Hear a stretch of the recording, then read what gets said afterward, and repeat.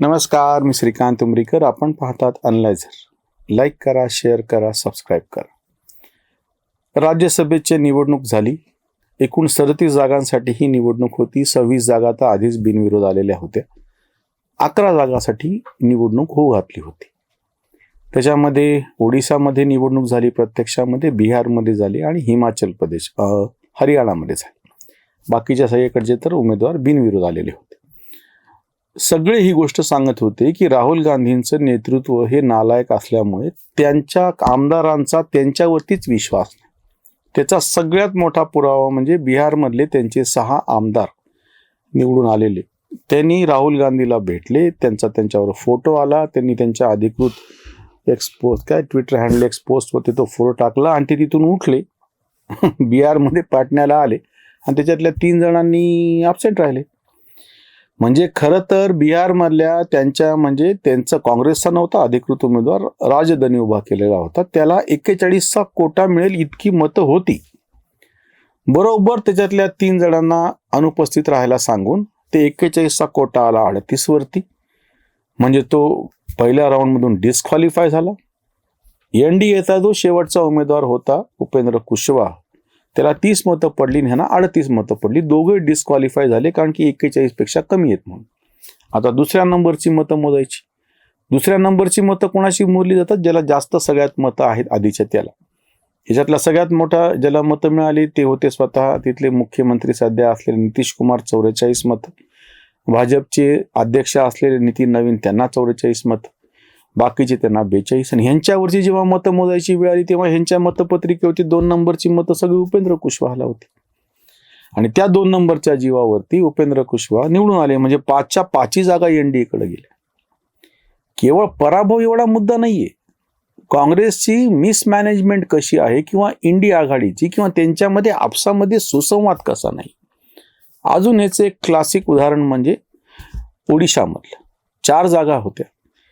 त्याच्यातल्या 3 जागा भाजप म्हणजे 2 आणि 1 जागा बिजू जनता दलाची निवडून येईल, त्याच्याबद्दल काही आश्चर्य नव्हतं. पण भाजपची जी 3री जागा निवडून आलेली, ही 3री जागा ही खरं तर भाजपची नव्हती. भाजपने अपक्ष उमेदवाराला पाठिंबा दिलेला होता. आता लक्षात घ्या, आम्ही जो आरोप करतोय नुसता एक निकाल लागला, तुमचा एक उमेदवार पडला, ह्याच्यात काही आश्चर्य नव्हतं.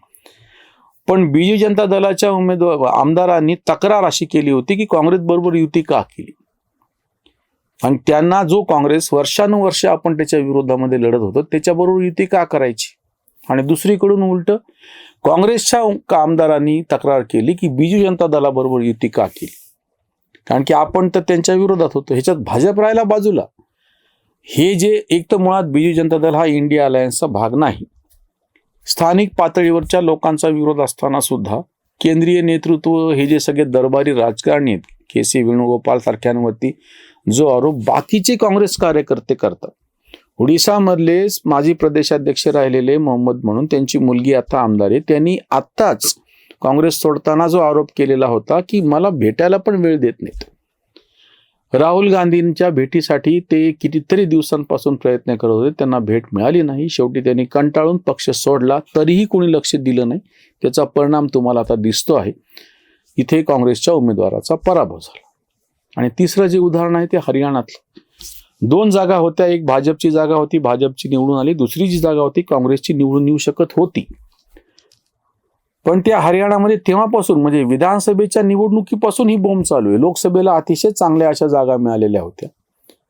जसं महाराष्ट्रामध्ये महाविकास आघाडीला लोकसभेला यश मिळालं होतं, त्या यशामुळेच हे भाव चढले.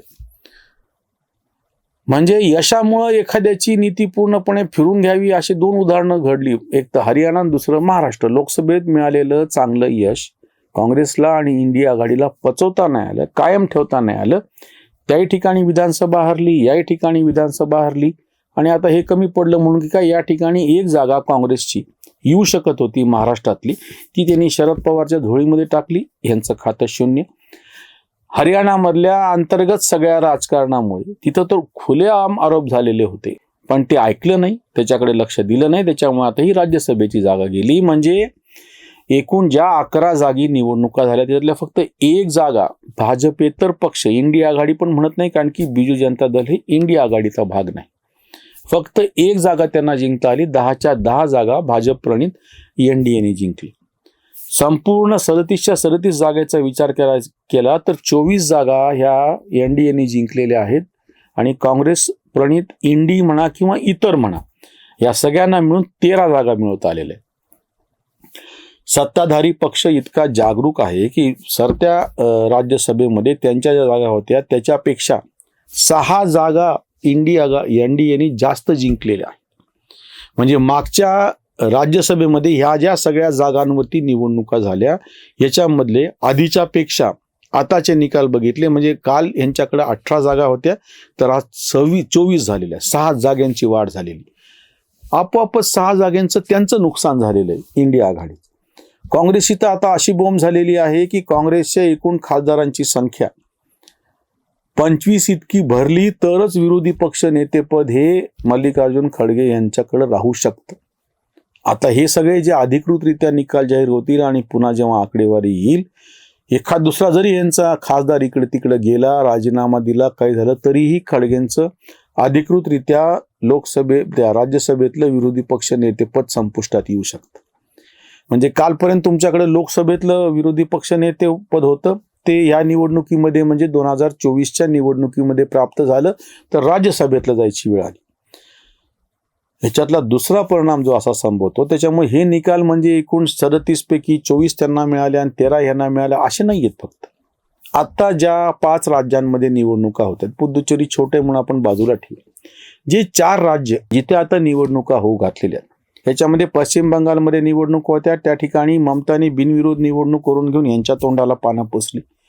तमिळनाडूमध्ये निवडणूक आहे, त्याही ठिकाणी बिनविरोध निवडणूक देऊन यांना कसं बस एकतरी जागा मिळाली. यांच्या तिथे आमदारांची संख्या आणि ते सगळं पाहता आणि भाजपचं मोठं आव्हान AIADMK आणि ती जी आघाडी सगळी केलेली आणि ते जो अभिनेता आहे विजय याचा पक्ष तो पण त्यांच्यात सामील होतो. ही सगळी भीती वाटल्यामुळे मंत्रिमंडळात स्थान देत नाही पण 4 जागा जास्त 28 जागा त्यांना द्यायची तयारी DMKनी दाखवली आणि ह्यांनी आग्रह धरल्यामुळे 1 लोकसभेची जागा त्यांना मिळाली, बाकी काहीच नाही. आता लक्षात घ्या, यांचा हक्काचा असलेलं तेलंगणा, त्याच्यानंतर छत्तीसगडमधली 1 जागा, हिमाचलमधली 1 जागा, एवढ्या 3च जागा फक्त काँग्रेसला, 2 आणि त्याच्यातल्या एकूण 5 जागा फक्त जेमतेम या सगळ्या 37च्या 37 ह्याच्यामधून काँग्रेसला निवडून आणता आलेल्या आहेत. त्याच्यावरची वसंतवाणी. राज्यसभेसाठी झाला सारा खेळ, हाती आले केळ काँग्रेस यांच्या. बिहार ओडिशा गेल्या दोन्ही जागा चाले फक्त त्रागा नेतृत्वाचा. कयातच नाही आता आमदार, नेता दमदार राहुलतो. जमलेले तेथे सारे दरबारी, शून्य कामगिरी वास्तवात. इंडिया आघाडीचा जुळेना तो सांधा, मतांसाठी वांधा झाला सारा. हरियाणविते तिथे सारे जाट, 16 दुने 8 गणित आहे. कांत पराभव, इंडिया आघाडीचा खेळ बिघाडीचा अपेक्षित, खेळ बिघाडीचा अपेक्षित. ह्यांचा खेळ बिघडणार होता हे काही वेगळं सांगायची गरज नाही, पण हे सगळे सांगत असताना ह्यांचे दरबारी राजकारणी ह्यांचे कान भरतात. हे सगळे लिब्रांडू पत्रकार ह्यांच्या पाकिटावरती पोचलेले त्यांचे कौतुक सांगतात. राहुल गांधी कसं नेतृत्व आहे ते सांगतात आणि हे असे सगळे मिळून त्या इंडिया आघाडीला आणि मुख्य म्हणजे काँग्रेसला खड्ड्यात लोटायचं काम करतात. त्याच्यावरती टीका करायला हे जे आमच्यासारखे विरोधी मतांचे टीकाकार आहेत ते सोडले तर ह्यांचे कोणीच समर्थक तयार नाही. त्याचा सगळ्यात मोठा तोटा त्यांनाच होतो आहे. म्हणून जेव्हा गमतीनं भाजपसाठी राहुल गांधी स्टार प्रचारक आहेत म्हटलं ते काही खोटं नाही. वारंवार ते सिद्ध होतं. राज्यसभेच्या निवडणुकीत सुद्धा केंद्रीय नेतृत्वाने जो मूर्खपणा दाखवलाय, जो नालायकपणा केलेला आहे त्याच्यातून ह्या आकड्यातून तेच सिद्ध होत आहे. असो, त्याच्यामुळं कोण कोणाची बी टीम आहे असं म्हणण्याच्या पेक्षा स्वतः काँग्रेसच भाजपची बी टीम आहे असं आता म्हणावं लागेल. इथेच थांबूयात. धन्यवाद.